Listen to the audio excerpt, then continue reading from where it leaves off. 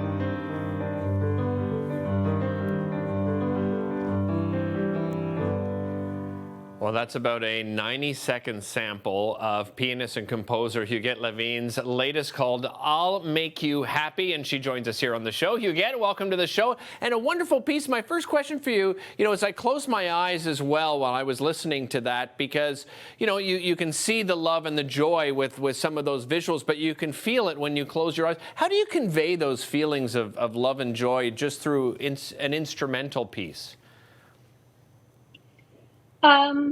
So inspiration, right? Right. Sometimes I think of a theme first, and but the title came very quickly during the improvising and the writing of the piece. I'll Make You Happy, because it was joyous. The piece was joyous, and then the thought, flirtation also is a big thing in this piece. Yeah. If you think about it, love is furtive, is short-lived, or is enduring love. And I thought the selection of the video clips reflected what I felt in the piece.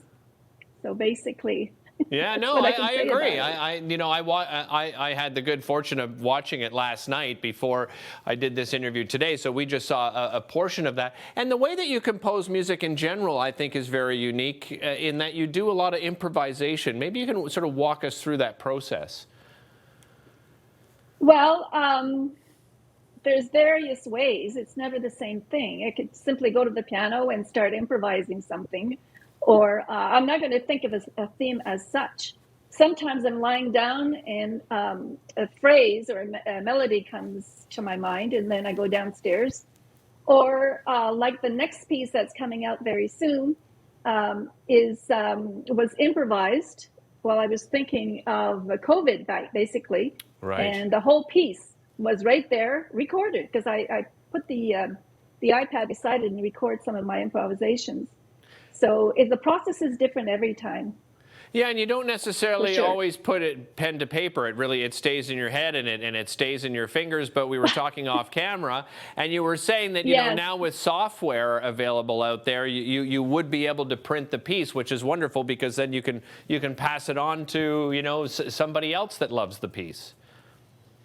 Right. There's a company out of Edmonton now, Fredible. And so I'm going to very soon start working with it, where I'm improvising, and then I send the link to them, and the software makes it visible on paper. That's so amazing. You've had they send me the link, and then I can download it and print it.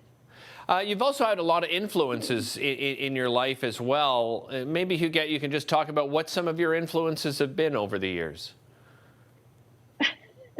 Well, just basically, my parents were French Canadian. I've lived in English Canadian society and French Canadian, and you know, in Ontario, Franco-Ontarian, as a Franco-Ontarian, until we moved to Montreal, and then I became a Quebecois.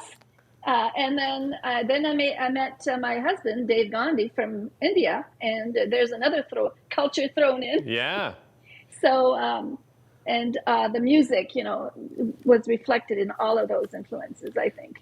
Well, and you mentioned other pieces coming out as well. We brought up your website, so for people that want to follow along and find some new beautiful pieces to listen to, we certainly encourage people to visit your website. Huguette, thanks so much for joining us. Really appreciate it.